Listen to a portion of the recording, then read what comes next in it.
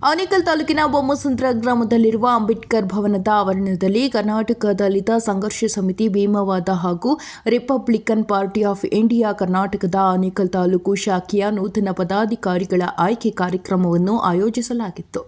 ಇನ್ನು ಕರ್ನಾಟಕ ದಲಿತ ಸಂಘರ್ಷ ಸಮಿತಿ ಭೀಮವಾದದ ಆನೇಕಲ್ ತಾಲೂಕು ನೂತನ ಸಂಚಾಲಕರನ್ನಾಗಿ ಗೂಳಿಮಂಗಲ ಪ್ರವೀಣ್ ನಾಗಪ್ಪರವರನ್ನು ಕರ್ನಾಟಕ ದಲಿತ ಸಂಘರ್ಷ ಸಮಿತಿ ಭೀಮವಾದದ ರಾಜ್ಯಾಧ್ಯಕ್ಷರಾದ ಆರ್ ಮೋಹನ್ ರಾಜ್ ರವರು ಸಂಘಟನೆಯ ನೀಲಿ ಬಾವುಟವನ್ನು ನೀಡಿ ಆಯ್ಕೆ ಮಾಡಲಾಯಿತು. ಹಾಗೆಯೇ ಆನೇಕಲ್ ತಾಲೂಕು ಶಾಖೆಗೆ ನೂತನ ಪದಾಧಿಕಾರಿಗಳನ್ನು ಆಯ್ಕೆ ಮಾಡಲಾಯಿತು.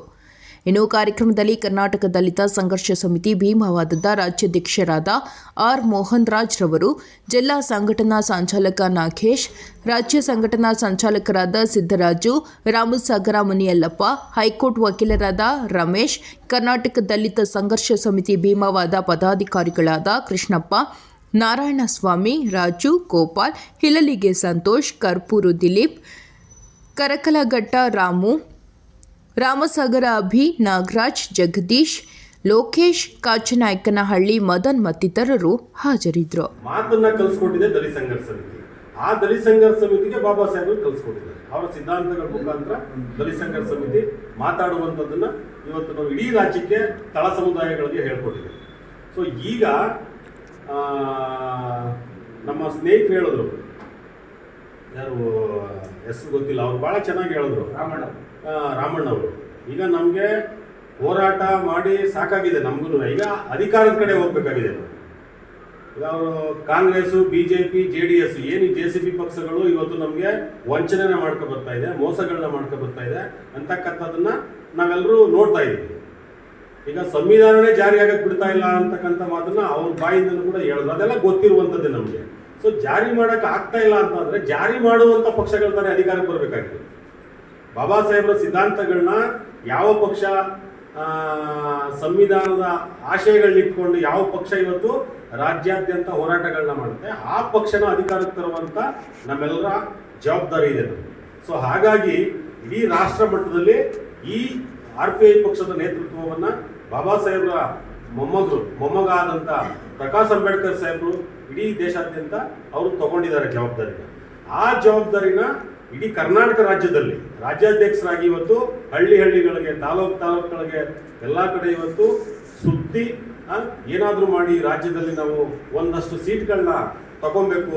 ತಾಲೂಕ್ ಪಂಚಾಯಿತಿ, ಜಿಲ್ಲಾ ಪಂಚಾಯಿತಿ ಮತ್ತು ವಿಧಾನಸಭೆ, ಹೀಗೆ ಒಂದಷ್ಟು ನಾವು ಸೀಟ್ಗಳನ್ನ ತಗೊಳ್ಳೋದ್ರ ಮುಖಾಂತರ ನಾವು ಒಂದು ಮೆಸೇಜ್ನ ಪಾಸ್ ಮಾಡ್ಬೇಕು ಈ ರಾಜ್ಯಕ್ಕೆ ಅಂತ ಹೇಳಿ ಇವತ್ತು ಇಡೀ ರಾಜ್ಯ ಸುತ್ತಾ ಇದ್ದಾರೆ. ಸೊ ಆ ನಿಟ್ಟಿನಲ್ಲಿ ನಾವೆಲ್ಲರೂ ಇವತ್ತು ಆ ಪಕ್ಷನ ಅಧಿಕಾರಕ್ಕೆ ತರೋದಕ್ಕೆ, ಅದರಲ್ಲೂ ವಿಶೇಷವಾಗಿ ಆನೇಕಲ್ ತಾಲೂಕು ಮೀಸಲು ಕ್ಷೇತ್ರ ನಿಮ್ಗೆ ಗೊತ್ತಿದೆ. ಇದು ಮೀಸಲು ಕ್ಷೇತ್ರದಲ್ಲಿ ಏನೇನಾಗ್ತಾ ಇದೆ. ಈಗ ಹಿಂದೆ ಇದ್ದಂಥ ನಾರಾಯಣ ಸ್ವಾಮಿ ಅವರು ಏನು ಮಾಡಿದ್ರು, ಇಲ್ಲಿ ಈಗಿರ್ತಕ್ಕಂಥ B ಶಿವಣ್ಣ ಅವರು ಏನು ಮಾಡ್ತಾ ಇದ್ದಾರೆ, ನಾರಾಯಣ ಸ್ವಾಮಿ ಅವ್ರು ಏನು ಮಾಡಿದ್ರು, ಯಾರು ಹೇಳಿದ್ರೆ ಎದೋಳು ಅಂತಾರೆ, ಯಾರು ಹೇಳಿದ್ರೆ ಕುತ್ಕೋ ಅಂದರೆ ಕುತ್ಕೊಂತಾರೆ ಅಂತಕ್ಕಂಥದ್ದನ್ನು ನಾವೆಲ್ಲರೂ ನೋಡಿದ್ದೀವಿ, ಗಮನಿಸ್ತಾ ಇದ್ದೀವಿ. ನಮ್ಮನ್ನ ನಾವೇನಾದರೂ ಸಮಸ್ಯೆಗಳನ್ನ ಎತ್ಕೊಂಡು ನಮ್ಮ ಈಗಿರ್ತಕ್ಕಂಥ ನಮ್ಮ ಶಾಸಕರ ಮನೆಗೆ ಹೋದ್ರೆ ನಮ್ಮನ್ನ ಸಪ್ರೇಟಾಗಿ ರೂಮ್ ಕರ್ಕೊಂಡು ಹೋಗ್ತಾರೆ. ಅವ್ರು ಏನಾರು ಕೇಳಿಸ್ಕೊಬಿಡ್ತಾರೆ, ಸುಮ್ಮನಿರ್ರಿ, ಅವ್ರ ಮುಂದೆ ಏನು ಹೇಳ್ಬೇಡಿ ಅಂತ. ಈಗಿರ್ತಕ್ಕಂಥ ನಮ್ಮ ಶಿವಣ್ಣವರು, ಅದು ತಮ್ಮ ಎಷ್ಟು ಜನಕ್ಕೆ ಗೊತ್ತೋ ಇಲ್ವೋ ಗೊತ್ತಿಲ್ಲ. ಅಂದರೆ ಯಾರು ಮೇಲ್ಜಾತಿಯವರು ಅಲ್ಲಿ ಬಂದಿರ್ತಾರೆ, ಅವ್ರ ಮುಂದೆ ನಮ್ಮ ಸಮಸ್ಯೆಗಳನ್ನ ಹೇಳ್ಕೊಳ್ಳಂಗಿಲ್ಲ. ಆದರೆ ಆ ಮೇಲ್ಜಾತಿಯವರು ಅವ್ರ ಸಮಸ್ಯೆಗಳನ್ನು ಕೂಡ ನಮ್ಮ ಮುಂದೆ ಹೇಳ್ಬೋದು, ಅದನ್ನು ಕೇಳ್ತಾರೆ ತಾಳ್ಮೆಯಿಂದ. ಸೊ ನಾರಾಯಣ ಸ್ವಾಮಿ ಅವರು ಇದನ್ನೇ ಮಾಡಿದ್ದು ಹಿಂದೆ. ಅವಾಗ ಹೇಳ್ತಾ ಇದ್ರು, ಯಾರೋ LR ರೆಡ್ಡಿ ಯಾರೋ ಅವ್ರು ಹೇಳೋದಕ್ಕೆ ಇನ್ನೂ ಆಗೇನಿಲ್ಲ. ನಾವು ಶಿವಣ್ಣವ್ರು ಏನೋ ನಾರಾಯಣ ಸ್ವಾಮಿ ಅವರು ಬಿಟ್ರೆ ಶಿವಣ್ಣವ್ರು ಏನೋ ಒಂದು ಸ್ವಲ್ಪ ಬದಲಾವಣೆ ಮಾಡ್ತಾರೆ ಆನೇಕಲ್ ತಾಲೂಕಲ್ಲಿ ಅಂತ ಹೇಳಿ ಬಹುತೇಕ ದಲಿತ ಸಂಘಟನೆಗಳು ಶಿವಣ್ಣವರ ಪರವಾಗಿ ನಿಂತ್ಕೊಂಡು. ಆದರೆ ಶಿವಣ್ಣವರು ಇವತ್ತು ನಾರಾಯಣ ಸ್ವಾಮಿ ಅವ್ರಿಗೆ ಭಿನ್ನವಾಗಿ ಏನು ಕೆಲಸ ಮಾಡ್ತಾ ಇಲ್ಲ.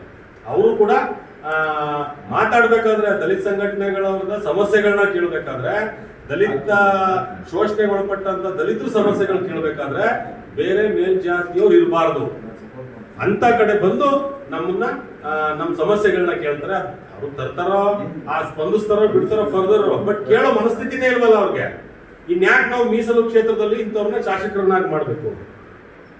ನಮ್ಮ ಸಮಸ್ಯೆಗಳನ್ನೇ ಕೇಳಿಲ್ಲ ಅಂದಮೇಲೆ ಒಬ್ಬ ಮೀಸಲು ಕ್ಷೇತ್ರದಲ್ಲಿ ಒಬ್ಬ ಶಾಸಕನಾದವರು ನಮ್ಮ ದಲಿತರ ಸಮಸ್ಯೆಗಳನ್ನೇ ಕೇಳಿಲ್ಲ ಬಹಿರಂಗವಾಗಿ ಅಂತ ಅಂದ್ರೆ ಯಾವುದೋ ರೂಮ್ ಕರ್ಕೊಂಡೋಗಿ ನೀವು ಮಾತಾಡ್ತೀರಿ ಅನ್ನೋದಾದ್ರೆ ನೀವು ದಲಿತರ ಹೆಸರು ಹೇಳ್ಕೊಂಡು ರಾಜಕಾರಣ ಮಾಡ್ತಾ ಇರೋದು ಏನಕ್ಕೆ? ಮೀಸಲು ಕ್ಷೇತ್ರದಲ್ಲಿ ನೀವು ಶಾಸಕರಾಗಿರೋದು ಏನಕ್ಕೆ ಅಂತಕ್ಕಂಥ ನಮಗೆ ಪ್ರಶ್ನೆಗಳು ಬರಬೇಕಾಗೈತೆ. ನಾವು ಪ್ರಶ್ನೆಗಳನ್ನ ಮಾಡಿಕೊಂಡು ಅದಕ್ಕೆ ನಮ್ಮದೇ ಪಕ್ಷ ಬಾಬಾ ಸಾಹೇಬ್ರ ಸಿದ್ಧಾಂತಗಳನ್ನ ಇಟ್ಕೊಂಡು ಬಾಬಾ ಸಾಹೇಬ್ರ ದಾರಿನಲ್ಲಿ ನಡೀತಾ ಇರ್ತಕ್ಕಂಥ ಇವತ್ತು ಏನು ನಮ್ಮದು Republican party of India Karnataka ಇದೆ, ಅದ್ರ ಮುಖಾಂತರ ಈಗ ಮುಂದೆ ತಾಲೂಕ್ ಪಂಚಾಯತಿ ಮತ್ತೆ ಜಿಲ್ಲಾ ಪಂಚಾಯತಿಗಳೆಲ್ಲ ಬರ್ತವೆ. ನೀವೆಲ್ಲರೂ ಕೂಡ ಭಾಗವಹಿಸ್ಬೋದು ಅದರಲ್ಲಿ. ನೀವೆಲ್ಲರೂ ಕೂಡ ತಾಲೂಕ್ ಪಂಚಾಯತಿ ಯಾರ್ಯಾರು ಹಣೆ ಬರದಲ್ಲಿ ಏನೇನು ಬರ್ದಿದೀವಿ ಹೇಳಕ್ಕಾಗಲ್ಲ. ಈಗ ಮಾಯಾವತಿ ಮೇಡಮ್ ಅವ್ರನ್ನ ನಾವು ಅನೇಕ ಬಾರಿ ಮುಖ್ಯಮಂತ್ರಿಗಳಾಗ್ತಾರೆ ಅಂತ ನಾವು ಕನ್ಸ್ಕೊಂಡಿದ್ವಾ? ಅವ್ರು ಹಾಕಿ ತೋರಿಸ್ತಿಲ್ವಾ? ಇಡೀ ದೇಶದಲ್ಲಿ ದೊಡ್ಡ ರಾಜ್ಯ ಅದು ಉತ್ತರ ಪ್ರದೇಶ. ಅಂತ ರಾಜ್ಯದಲ್ಲಿ 4-5 ಬಾರಿ ಮುಖ್ಯಮಂತ್ರಿ ಆಗಿರೋದನ್ನ ನಾವು ಕಣ್ಣಲ್ಲಿ ಕಂಡಿದ್ದೀವಿ. ಅಸಾಧ್ಯ ಅನ್ನೋದೇನಿಲ್ಲ. ಹಾಗಾಗಿ ಯಾಕೆಂದ್ರೆ ಯಾವ ಪಕ್ಷ ಬಾಬಾ ಸಾಹೇಬ್ರ ಸಿದ್ಧಾಂತಗಳನ್ನ ಇಟ್ಕೊಂಡು ಬೀದಿಗಿಳಿತದೆ ಅಥವಾ ಅಧಿಕಾರ ಹಿಡಿಯೋ ನಿಟ್ಟಿನಲ್ಲಿ ಸಾಕ್ತದೆ, ಅದಕ್ಕೆ ಸ್ವಲ್ಪ ಲೇಟು ಅಧಿಕಾರ ಸಿಗೋದು. ಸಿಕ್ಬಿಟ್ರೆ ಮಾತ್ರ ಬಿಡಲ್ಲ. ಅದು ಸಿಕ್ಕವರೆಗೆ ಆ ಸಿದ್ಧಾಂತಗಳನ್ನ ಇಟ್ಕೊಂಡು ಇವತ್ತು ನೋಡಿ, ಇವತ್ತು ಕಾಂಗ್ರೆಸ್ ಅವರು ಅಂಬೇಡ್ಕರ್ ಸಾಹೇಬ್ರ ಹೆಸರು ಹೇಳ್ತವ್ರೆ, ಬಿಜೆಪಿ ಅವರು ಅಂಬೇಡ್ಕರ್ ಸಾಹೇಬ್ರ ಹೆಸರು ಹೇಳ್ತಾರೆ. ಅಂದ್ರೆ ಅಂಬೇಡ್ಕರ್ ಸಾಹೇಬ್ರು ಅನಿವಾರ್ಯ ಇವಾಗ ರಾಜಕಾರಣ ಮಾಡಬೇಕು ಅಂತಂದ್ರೆ ಅವರೆಲ್ಲರಿಗೂ ಕೂಡ ಬಾಬಾ ಸಾಹೇಬ್ರು ಅನಿವಾರ್ಯ ಆಗೈತೆ. ಅದಕ್ಕೆ ಅವ್ರ ಹೆಸರು ಹೇಳ್ತಾ ಇದ್ದಾರೆ. ಆದ್ರೆ ಅವರ ಸಿದ್ಧಾಂತಗಳನ್ನ ಜಾರಿ ಮಾಡುವಂಥದ್ದು, ಬಾಬಾ ಸಾಹೇಬ್ರ ಸಿದ್ಧಾಂತಗಳೇನಿತ್ತು ಅದನ್ನ ಜಾರಿ ಮಾಡುವಂಥದ್ದು ಅವ್ರ ಉದ್ದೇಶಗಳಲ್ಲ, ಅವರ ಗುರಿಗಳಲ್ಲ. ಒಟ್ಟಾರೆ ಬಾಬಾ ಸಾಹೇಬ್ರ ಹೆಸರುಗಳನ್ನ ಹೇಳ್ಕೊಂಡು ಇಡೀ ದಲಿತ ಸಮಾಜಕ್ಕೆ ಮಣ್ಣೆಚ್ಚುವಂತ ಕೆಲಸನ ಇವತ್ತು ನಿರಂತರವಾಗಿ JCP ಪಕ್ಷಗಳು ಮಾಡ್ತಾ ಇದೆ. ಹಾಗಾಗಿ ಇಲ್ಲೇನು ನಾವೆಲ್ಲ ಸೇರಿದೀವಿ, ನಾವು ಜಾಗೃತರಾಗಿ ಇಡೀ ನಮ್ಮ ಸಮುದಾಯನ ಈ ಮುಂದೆ ಬರ್ತಕ್ಕಂಥ ತಾಲೂಕ್ ಪಂಚಾಯತಿ ಜಿಲ್ಲಾ ಪಂಚಾಯತಿ ಚುನಾವಣೆಗೆ ಒಂದು ತಯಾರು ಮಾಡೋಣ. ಮುನಾಲಣ್ಣ ಅಂತ ಅವರು ನಾರಾಯಣ ಮೂರು ಪಕ್ಷದವರಿಗೆ ಕೆಲವು ಸಂಘಟನೆಗಳು ಇನ್ವಾಲ್ವ್ ಆಗಬಹುದು. ಪ್ರತ್ಯೇಕವಾಗಿರೋದಂದ್ರೆ ನಮ್ಮ ಸಂಘಟನೆ ಮಾತ್ರ, ಮತ್ತು ನಮ್ಮ ರಿಪಬ್ಲಿಕನ್ ಪಾರ್ಟಿ ಆಫ್ ಇಂಡಿಯಾ ಯಾವುದೇ ಪಾರ್ಟಿ ಜೊತೆಗೆ ನಾವು ಇಲ್ಲಿವರೆಗೂ ಗುರುತಿಸ್ಕೊಳ್ಳೋಕ್ಕಾಗೋದು ಇಲ್ಲ. ಹಾಗೆ ಅದು ನಮ್ಮ ಮೋಹನ್ ಸರ್ ಅವರ ಸಿದ್ಧಾಂತ. ಯಾಕಂದರೆ ಬಾಬಾ ಸಾಹೇಬ್ರು ಅಂಬೇಡ್ಕರ್ ಕಟ್ಟಿರ್ತಕ್ಕಂಥ ಪಾರ್ಟಿ, ಅವರ ಕನಸು ಕಂಡಿರ್ತಕ್ಕಂಥ ಪಾರ್ಟಿ, ಇಡೀ ದೇಶದಲ್ಲಿ ಅಂಬೇಡ್ಕರ್ ಸಾಹೇಬರು ಕಟ್ಟಿರ್ತಕ್ಕಂಥ ಪಾರ್ಟಿ. ಅವ್ರು ಅಂದ್ಕೊಂಡಿದ್ದೇನು, ಅವರ ದೇಶಗಳನ್ನು ಒಂದೊಂದು ದಿನ ಪಾರ್ಲಿಮೆಂಟಲ್ಲಿ ನಮ್ಮ ಜನ ಅಧಿಕಾರ ಹಿಡಿಬೇಕು ಅಂತ ಅವ್ರು ಅಂದ್ಕೊಂಡಿದ್ರು ಸಹ ಕೆಲವೇ ವೈಮನಸ್ಸುಗಳಿಂದ ಕೆಲವು ರಾಜಕೀಯ ಪಕ್ಷಗಳೊಂದಿಗೆ ನಮ್ಮವರೆಲ್ಲ ಸೇರ್ಕೊಂಡು ಇನ್ವಾಲ್ವ್ ಆಗೋಗಿದ್ದಾರೆ. ಆದರೆ ಪ್ರೈವೇಟ್ ಆಗಿರೋದು ನಮ್ಮ party Republican party of India. ಇದೊಂದೇ ಪಾರ್ಟಿ ಯಾವುದೇ ಪಕ್ಷದೊಳಗಡೆ ವಿಲೀನ ಆಗದೇ ಸ್ವತಂತ್ರವಾಗಿ ಕೆಲಸ ಮಾಡ್ತಾ ಇರ್ತಕ್ಕಂಥ ಪಾರ್ಟಿ ನಮ್ಮದು. ಹಾಗಾಗಿ ನಾವು ಈ ರಾಜ್ಯದಲ್ಲಿ ನಾವೆಲ್ಲರೂ ಸೇರಿ ಹೇಗೆ ಪಾರ್ಟಿನ ಕಟ್ಟಬೇಕು, ನಿಮ್ಮ ಅಭಿಪ್ರಾಯವನ್ನು ಅಷ್ಟೇ ಇಂಪಾರ್ಟೆಂಟ್ ಆಗಿರುತ್ತೆ ನಮಗೆ. ಯಾವ ಥರ ನಾವು ತಾಲೂಕು ಮಟ್ಟದಲ್ಲಿ, ಜಿಲ್ಲಾ ಮಟ್ಟದಲ್ಲಿ ಮತ್ತು ರಾಜ್ಯ ಮಟ್ಟದಲ್ಲಿ ಯಾವ ಥರ ಸಂಘಟನೆಗಳನ್ನ ನಾವು ಮಾಡಬೇಕು, ಮತ್ತು ಪಾರ್ಟಿನ ಯಾವ ರೀತಿ ಬೆಳೆಸ್ಕೊಂಡು ಹೋಗಬೇಕು, ತಾಲೂಕು ಬಾಡಿ ಹೇಗೆ ಮಾಡಬೇಕು, ಜಿಲ್ಲಾ ಬಾಡಿ ಹೇಗೆ ಮಾಡಬೇಕು, ಅಲ್ಲಿ ಯಾರ್ಯಾರು ಇರಬೇಕು ಕಾರ್ಯಕರ್ತರುಗಳು, ನಾವು ನಮ್ಮ ನಿಲುವನ್ನು ಜನಕ್ಕೆ ಯಾವ ರೀತಿ ತಲುಪಿಸ್ಬೇಕು ಅನ್ನೋದು ನಿಮ್ಮ ಎಲ್ಲರ ಕೈಯಲ್ಲಿ ಇದೆ. ಅದು ಇಡೀ ದೇಶದಲ್ಲಿ ಹೈಯೆಸ್ಟ್ ಪಾಪ್ಯುಲೇಷನ್ ಇರೋರು SC ST ಮತ್ತು OBC.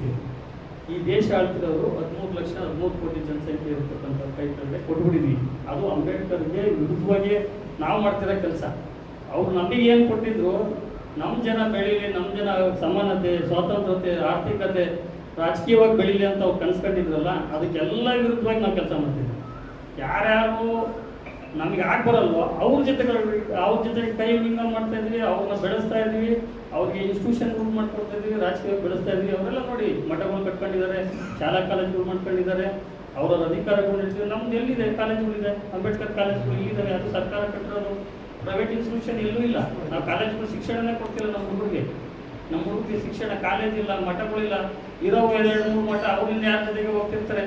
ಹಾಗಾಗಿ ಅಂಬೇಡ್ಕರ್ ಆಶೆಯನ್ನ ಮೋಹನ್ ಸರ್ ಅವರು ತುಂಬ ಸೀರಿಯಸ್ ಆಗಿ ತಗೊಂಡಿದ್ದಾರೆ.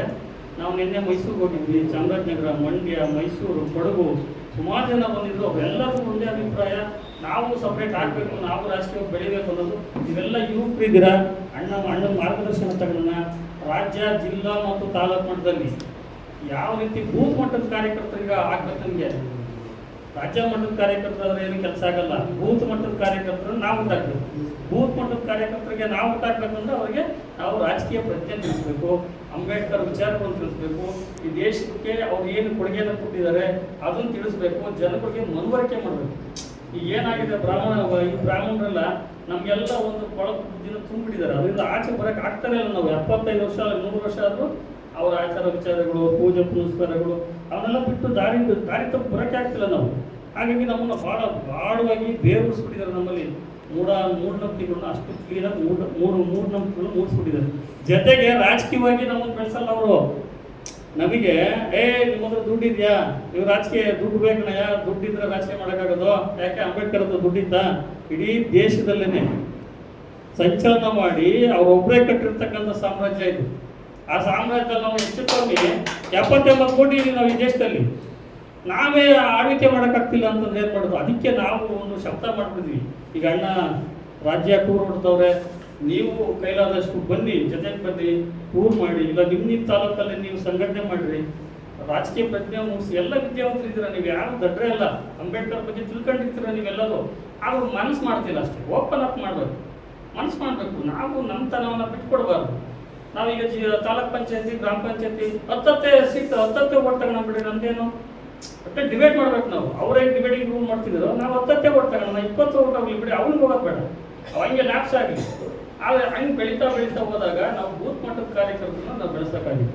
ಆ ಚಿಂತನೆಗಳನ್ನ ನಾವು ಎಲ್ಲ ಮಾಡಬೇಕು. ಹಾಗೆ ನೀವು ನಮ್ಗೆ ಸಲಹೆ ಕೊಡಬೇಕು. ಇಲ್ಲ ಸರ್, ಹಿಂಗೆ ಮಾಡಿದ್ರೆ ಈ ಥರ ಸರಿಯಾಗುತ್ತೆ, ಈ ಥರ ಬೂತ್ ಮಟ್ಟದ ಕಾರ್ಯಕರ್ತರನ್ನ ನಾವು ನೇಮಿಸೋಣ, ಈ ತಾಲೂಕು ಬಾಡಿ ಮಾಡೋಣ, ಜಿಲ್ಲಾ ಬಾಡಿ ಮಾಡೋಣ, ಒಂದು ದೊಡ್ಡ ಸಮಾವೇಶ ಮಾಡೋಣ ಕರ್ನಾಟಕದಲ್ಲಿ.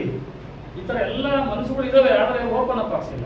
ಎಲ್ಲಿ ಸಹ ನಮ್ಮ ಹತ್ರ ದುಡ್ಡುಗಳಿಲ್ಲ, ಅದಿಲ್ಲ. ಅಂಬೇಡ್ಕರ್ ಸಾಹೇಬರು ಸ್ನೇಹಿತರೆ,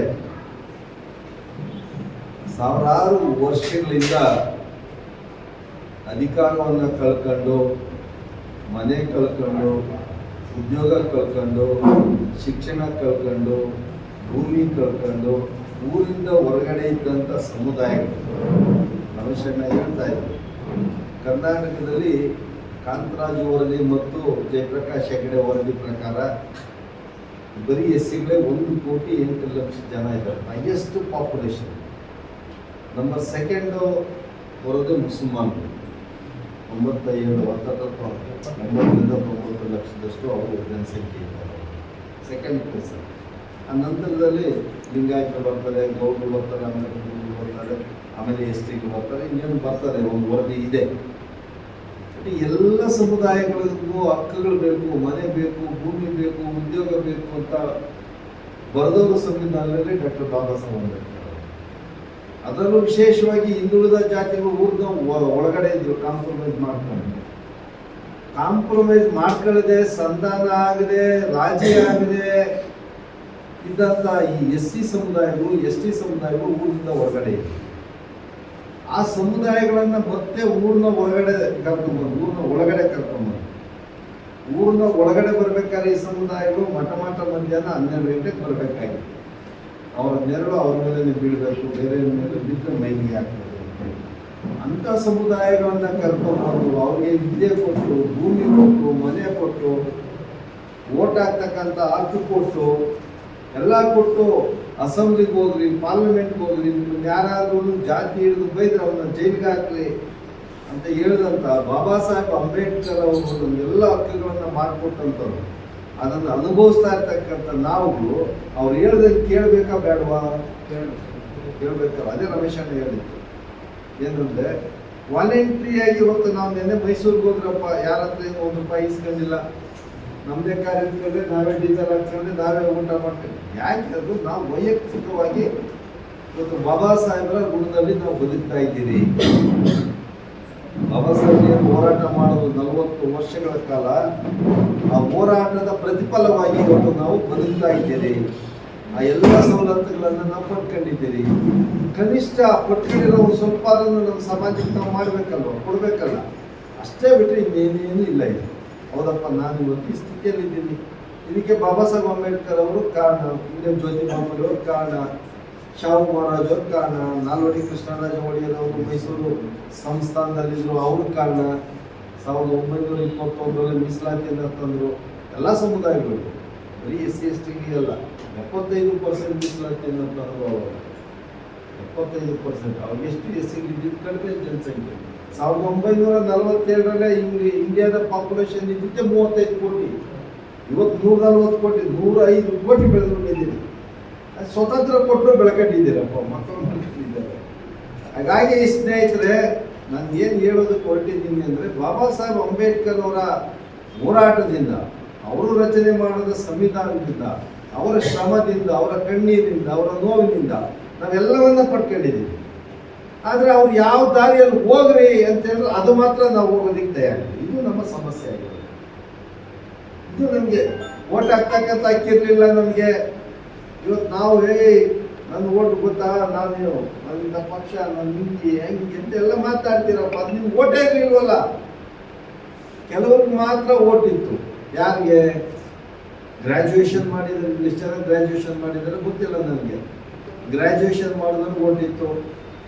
ಈಸ್ಟ್ ಇಂಡಿಯಾ ಕಂಪನಿಗೆ ಯಾರು ಟ್ಯಾಕ್ಸ್ ಕಟ್ತಾ ಇದ್ರು ಅವ್ರಿಗೆ ಓಟ್ ಇತ್ತು. ಯಾರು 100 ಎಕರೆ 200 ಎಕರೆ 500 ಎಕರೆ ಭೂಮಿ ಇತ್ತು ಅವ್ರಿಗೆ ಓಟ್ ಇತ್ತು. ಬೇರೆ ಯಾರಿಗೂ ಓಟ್ ಇರಲಿಲ್ಲ. ನಮ್ಗೆ ಯಾರಿಗೂ ಓಟ್ ಇರಲಿಲ್ಲ. ನಾವಂದ್ರೆ ನಮ್ಮ ಅಪ್ಪಂದರು, ಅವರಪ್ಪಂದರು ಏನು ಓಟ್ ಇರಲಿಲ್ಲ. ಅಂದರೆ ನೀವು ಲೆಕ್ಕ ಹಾಕೊಳ್ಳಿ ಎಷ್ಟು ಜನಕ್ಕೆ ಓಟ್ ಇರ್ಬೋದು ಅಂತ. ಆ ಕಾಲದಲ್ಲಿ ಒಂದು 100-200 ವರ್ಷಗಳ ಹಿಂದೆ ಯಾರಿಗಿತ್ತು ಒಂದು 1935 ಹಿಂದೆ, ಎಷ್ಟು ಒಂದು 100 ವರ್ಷಕ್ಕೆ ಹಿಂದೆ ಸುಮಾರು ಅಮ್ಮಮ್ಮ ಅಂದರೆ ಒಂದು ಹಳ್ಳಿಯಲ್ಲಿ ಒಬ್ಬರ ಇಬ್ಬರ ಗ್ರ್ಯಾಜುಯೇಷನ್ ಇತ್ತ, ಅವ್ರು ಮಾತ್ರ ಓಟು ಹಾಕಿತ್ತು. ನೀವು ಉತ್ತರ ಭಾರತ, ಉತ್ತರ ಕರ್ನಾಟಕಕ್ಕೆ ಹೋದರೆ ಒಬ್ಬೊಬ್ಬರ ಹತ್ರ 100 ಎಕರೆ 500 ಎಕರೆ 200 ಎಕರೆ ಇದೆ. ಇಲ್ಲಿ ಯಾರ ಹತ್ರ ಇದೆ ಅನ್ನೋ ಗೊತ್ತಿಲ್ಲಪ್ಪ ನನಗೆ. ಅನೇಕಲ್ಲಿ ಹುಡುಗಿರೋ ಒಂದು 10 ಜನ ಸಿಗ್ಬೋದೇನೋ 100 ಎಕರೆ ಇರೋದು ಅಲ್ವಾ. 100 ಎಕರೆ ಸಿಗಲ್ಲ ಇರೋದು, ಅಂದರೆ ಓಟೇ ಇಲ್ಲ ಅಂತ. ಇಂಥ ಸಮುದಾಯಗಳಿಗೆ ಓಟ್ ಹಾಕ್ತಕ್ಕಂಥ ಹಕ್ಕನ್ನು ಕೊಡಿಸಿದಂಥವ್ರು ಡಾಕ್ಟರ್ ಬಾಬಾ ಸಾಹೇಬ್ ಅಂಬೇಡ್ಕರ್. ಹಾಗಾಗಿ ಅಂಬೇಡ್ಕರ್ ಸಾಹೇಬರು ಯಾವ ಶೋಷಿತ ಸಮುದಾಯಗಳು ಸಾವಿರಾರು ವರ್ಷಗಳಿಂದ ಸಾಮಾಜಿಕವಾಗಿ, ಆರ್ಥಿಕವಾಗಿ, ರಾಜಕೀಯವಾಗಿ ಹಿಂದುಳಿದಿದ್ದಾರೆ, ಆ ಸಮುದಾಯಗಳು ಮುಖ್ಯ ವಾಹಿನಿಗೆ, ಮೇನ್ ಸ್ಟ್ರೀಮ್ಗೆ ಬರಬೇಕು ಅಂತೇಳಿ ಸಂವಿಧಾನದಲ್ಲಿ ಸಾಕಷ್ಟು ಸವಲತ್ತುಗಳನ್ನು, ನೀವು ಆರ್ಟಿಕಲ್ 12ರಿಂದ ಆರ್ಟಿಕಲ್ 35 ಫಂಡಮೆಂಟಲ್ ರೈಟ್ಸ್ ಅಂತ ಏನಿದೆ ನೀವು ತೆಗೆದು ನೋಡಿದ್ರೆ ಎಲ್ಲ ಈ ಶೋಷಿತ ಸಮುದಾಯಗಳ ಪರವಾಗಿ ಇರ್ತಕ್ಕಂಥ ಸಂವಿಧಾನವನ್ನು ಮಾಡಿ ಹೋದ್ರಿ. ಅಷ್ಟೆಲ್ಲ ಅನುಕೂಲಗಳನ್ನು ಮಾಡಿ ಅಂಬೇಡ್ಕರ್ ಸಾಹೇಬ್ ಹೇಳಿದ್ರು, ಇಲ್ಲ ಈ ಸಮುದಾಯಗಳು ಈ ದಾರಿಯಲ್ಲಿ ಹೋಗ್ರಿ, ನೀವು ಎಲ್ಲ ಸವಲತ್ತುಗಳನ್ನ ಪಡ್ಕೊಂಡು ನಾವೆಲ್ಲ ಇಲ್ಲ ಈ ದಾರಿಯಲ್ಲಿ ಹೋಗ್ತೀವಿ ಅಂದ್ರೆ ಏನು ಇದಕ್ಕೆ ಅರ್ಥ ಇದೆಯಾ? ನನಗೆ ತಂದೆ ತಾಯಿ ಮಕ್ಕಳಿಗೆ ಏನು ಹೇಳ್ತಾರೆ, ಅವ್ರು ಒಳ್ಳೇದಾಗಲಿ, ಅವ್ರು ಚೆನ್ನಾಗಿರ್ಲಿ ಅಂತ ಬಯಸ್ತಾರೆ. ತಂದೆ ತಾಯಿಗೆ ಇವರು ದ್ರೋಹ ಬಗೆದ್ರೆ ಇವತ್ತು ಆ ಸ್ಥಿತಿ ನಿರ್ಮಾಣ ಆಗಿದೆ. ನಾನು ಯಾಕೆ ಈ ಮಾತು ಹೇಳಕ್ಕೆ ಬಂದೆ ಅಂದರೆ, ಬಾಬಾ ಸಾಹೇಬ್ ಅಂಬೇಡ್ಕರ್ ಅವರು ನಮ್ಮ ಥರನೇ ಒಂದು ಸಂಘಟನೆ ಕಟ್ಟಿದ್ರು. ಅವರು ಎಜುಕೇಷನ್ ಮುಗಿಸಿ 1916ಕ್ಕೆ ಇಂಡಿಯಾಗೆ ಬರ್ತಾರೆ ವಾಪಸ್ಸು, ಹೈಯರ್ ಎಜುಕೇಷನ್ ಮುಗಿಸಿ. ಸಯಾಜಿರಾವ್ ಗಾಯಕ್ವಾಡ್ ಅವರ ಸಂಸ್ಥಾನದಲ್ಲಿ ಕೆಲಸಕ್ಕೆ ಹೋಗ್ತಾರೆ. ಅಲ್ಲಿ ಬಾಡಿಗೆ ಮನೆ ಸಿಕ್ಕೋದಿಲ್ಲ, ಅಲ್ಲಿ ಸರಿಯಾಗಿ ನಡೆಸ್ಕೊಳ್ಳೋದಿಲ್ಲ. ಕಡೆಗೆ ಒಂದು ವಾರ ಇದ್ದು ವಾಪಸ್ ಬರ್ತಾರೆ. ಮತ್ತೆ ಅವರು ವಿದ್ಯಾಭ್ಯಾಸಕ್ಕೆ ಹೊರದೇಶಕ್ಕೆ ಹೋಗ್ತಾರೆ. 1920ಕ್ಕೆ ಇಂಡಿಯಾಗೆ ಬಂದ ನಂತರದಲ್ಲಿ ಛತ್ರಪತಿ ಶಾಹು ಮಹಾರಾಜರವರ ಪರಿಚಯ ಆಗ್ತದೆ ಕೊಲ್ಲಾಪುರದಲ್ಲಿ. ಶಾಹು ಮಹಾರಾಜರಿಗೆ ಬಾಬಾ ಸಾಹೇಬರ ವಿದ್ವತ್ತನ್ನು, ಯಾಕಂದ್ರೆ ಅವರೆಲ್ಲ ಸ್ಕಾಲರ್ಶಿಪ್ ಕೊಟ್ಟಿರ್ತಾರೆ, ಅವರ ವಿದ್ವತ್ತನ್ನು ನೋಡಿ ಒಂದು ಸಾರಿ 1920 ಮಾರ್ಚ್ 20ನೇ ತಾರೀಕು ಒಂದು ಮಾನಂಗಾಂವ್ ಸಮ್ಮೇಳನ ಅಂತ ಕರೆದು, ಆ ಮಾನಂಗಾಂವ್ ಸಮ್ಮೇಳನದಲ್ಲಿ ಬಾಬಾ ಸಾಹೇಬ್ ಅಂಬೇಡ್ಕರ್ ಎಲ್ಲ ಸಂಸ್ಥಾನದ ಪ್ರಮುಖರನ್ನ ಕರೆದು ಪರಿಚಯ ಮಾಡ್ಕೊಂಡು, ನೋಡ್ರಿ ಇವರು ಡಾಕ್ಟರ್ BR ಅಂಬೇಡ್ಕರ್ ಅಂತೇಳಿ ವಿದೇಶಕ್ಕೆ ಹೋಗಿ ಓದ್ಕೊಂಡು ಬಂದಿದ್ದಾರೆ. ಇವತ್ತು ನಾನೇನಿದ್ದೀನಿ ಮಹಾರಾಜ, ನನ್ನ ವ್ಯಾಪ್ತಿ ಇರೋದು ಬರೀ ಕೊಲ್ಲಾಪುರ ಸಂಸ್ಥಾನಕ್ಕೆ ಅಷ್ಟೇ. ನಮ್ಮಲ್ಲಿ 562 ಸಂಸ್ಥಾನಗಳಿದ್ದು ಸ್ವತಂತ್ರ ಬರೋದಕ್ಕಿಂತ ಮುಂಚೆ. ಈಗ ಅಂಬೇಡ್ಕರ್ ಅವರಂತವ್ರು ಓದ್ಕೊಂಡು ಬಂದಿದ್ದಾರೆ. ಇಡೀ ಭಾರತ ದೇಶದಲ್ಲಿ ಇವರ ವಿದ್ವತ್ತನ್ನು ಇಡೀ ಸಮುದಾಯಗಳಿಗೆ ಅದು ಹೋಗಬೇಕು, ಅವರನ್ನು ಫಾಲೋ ಮಾಡಬೇಕು, ಮತ್ತು ಅವರ ಮುಖಾಂತರ ಈ ದೇಶದಲ್ಲಿ ಬದಲಾವಣೆ ಕಾಣಬೇಕು. ಇನ್ನು ಮುಂದೆ ನೀವೆಲ್ಲ ಇದು ರಾಜಾಜ್ಞೆ ಅಂತ ತಿಳ್ಕೊಳ್ರಿ. ಇನ್ನು ಮುಂದೆ ನೀವು ಡಾಕ್ಟರ್ ಬಾಬಾ ಸಾಹೇಬ್ ಅಂಬೇಡ್ಕರ್ ಅವರನ್ನ ಫಾಲೋ ಮಾಡಬೇಕು, ಇವರು ನಮ್ಮೆಲ್ಲರ ಲೀಡು ಅಂತೇಳಿ ಈ ದೇಶಕ್ಕೆ ಅಂಬೇಡ್ಕರ್ ಸಾಹೇಬ್ರನ್ನ ಒಬ್ಬ ಹಿಂದುಳಿದ ವರ್ಗದ ನಾಯಕ, ಒಬ್ಬ ಹಿಂದುಳಿದ ವರ್ಗದ ರಾಜ ಛತ್ರಪತಿ ಶಾಹು ಮಹಾರಾಜರವರು ಡಾಕ್ಟರ್ ಬಾಬಾ ಸಾಹೇಬ್ ಅಂಬೇಡ್ಕರ್ ಅವರನ್ನ ಪರಿಚಯ ಮಾಡ್ತಾರೆ. ಅಂಬೇಡ್ಕರ್ ಸಾಹೇಬರು ಒಂದು ಮೂಕ ನಾಯಕ ಅಂತ ಒಂದು ಪತ್ರಿಕೆಯನ್ನ ತರ್ತಾರೆ 1920ರಲ್ಲಿ.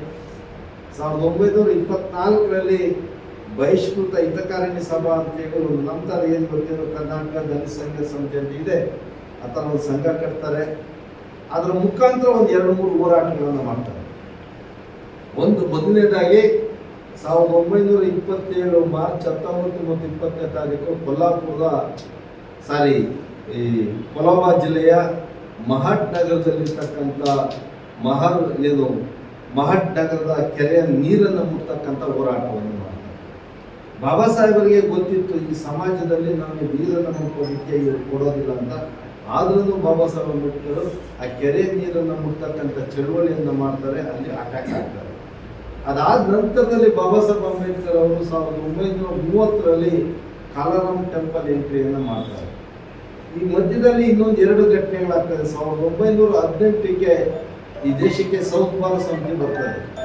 1909ರಲ್ಲಿ ಒಂದಷ್ಟು ಸವಲತ್ತುಗಳನ್ನು ಕೊಟ್ಟಿರ್ತಾರೆ, ಅದು SC/STಗಳಿಗೆ.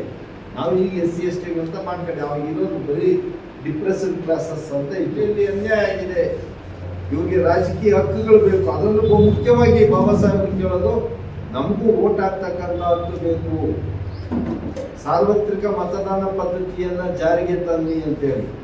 ಅದನ್ನು ನೋಡಿದಂಥ ಬ್ರಿಟನ್ನ ರಾಣಿ ಅವಳೇ ಆಶ್ಚರ್ಯ ಪಡ್ತಾಳಂತೆ. ನಮ್ಮ ದೇಶದಲ್ಲೇ ಜನರಲ್ಲಿ ಒಂದು ಸಾರ್ವತ್ರಿಕ ಮತದಾನ ಪದ್ಧತಿ ಇಲ್ಲ, ಅಂಬೇಡ್ಕರ್ ಅವರು ಇದನ್ನ ಕೇಳಿದಾರಲ್ಲ ಅಂತೇಳಿ ಫಸ್ಟ್ ಟೈಮ್ ಅವರು ಇಂಪ್ಲಿಮೆಂಟ್ ಮಾಡ್ತಾರೆ. ಮತ್ತೆ ಅದನ್ನ ತುಂಬ ಗಂಭೀರವಾಗಿ ತೆಗೆದುಕೊಳ್ತಾರೆ. ಅದಂತರದಲ್ಲಿ ಅಸ್ಪೃಶ್ಯತೆ ಆಚರಣೆಯನ್ನು ನಿಷೇಧ ಮಾಡಬೇಕು, ನಮಗೆ ಎಜುಕೇಶನ್ ಕೊಡಬೇಕು, ಅದರ ಮೀಸಲಾತಿ ಕೊಡಬೇಕು, ಉದ್ಯೋಗ, ಈ ಥರ 10 ಪಾಯಿಂಟ್ಗಳು. ಆ ಸೌತ್ ಭಾರತ್ ಸಮಿತಿ ಹೋದ ನಂತರದಲ್ಲಿ 1928ರಲ್ಲಿ ಸೈಮನ್ ಕಮಿಷನ್ ಬರ್ತದೆ. ಸೈಮನ್ ಅವರು ಬಂದಾಗ ಏನೇನು ಈ ದೇಶದಲ್ಲಿ ಡೆವಲಪ್ಮೆಂಟ್ ಆಗಿದೆ, ಇಂಟರ್ನಲ್ ಏನೇನು ಡೆವಲಪ್ಮೆಂಟ್ ಆಗಿದೆ ಅಂತ ವರದಿಯಾಗ ಆ ಕಾಂಗ್ರೆಸ್ಸು ಅಷ್ಟಕ್ಕೆ ಗಾಂಧಿಯವರು ಎಂಟ್ರಿ ಆಗಿರ್ತಾರೆ ಕಾಂಗ್ರೆಸ್ ಪಾರ್ಟಿಗೆ. ಕಾಂಗ್ರೆಸ್ ಪಕ್ಷ ಹೇಳ್ತದೆ ಇಲ್ಲ, ಗೋ ಬ್ಯಾಕ್ ಸೈಮನ್ ಅಂತ. 1919-20 ಗಾಂಧಿಯವರು ಕಾಂಗ್ರೆಸ್ ಪಾರ್ಟಿಗೆ ಜಾಯ್ನ್ ಆಗಿ ಅದರ ನಾಯಕತ್ವವನ್ನು ತಗೊಂಡಿರ್ತಾರೆ. ಆ ಸಂದರ್ಭದಲ್ಲಿ ಇಲ್ಲ, ಸೈಮನ್ ನೀನು ಹೊರಕ್ಕೆ ಹೋಗು, ದೇಶಕ್ಕೆ ಬರಬೇಡ ಅಂತ ಒಂದು ಚಳುವಳಿ ಆದಂಥ ಸಂದರ್ಭದಲ್ಲಿ ಡಾಕ್ಟರ್ ಬಾಬಾ ಸಾಹೇಬ್ ಅಂಬೇಡ್ಕರ್ ಅವರು ಯಾರು ಏನೇ ಹೇಳಿ ಅಂತೇಳಿ ಹೋಗಿ ಒಂದು ಮನವಿಯನ್ನು ಕೊಡ್ತಾರೆ.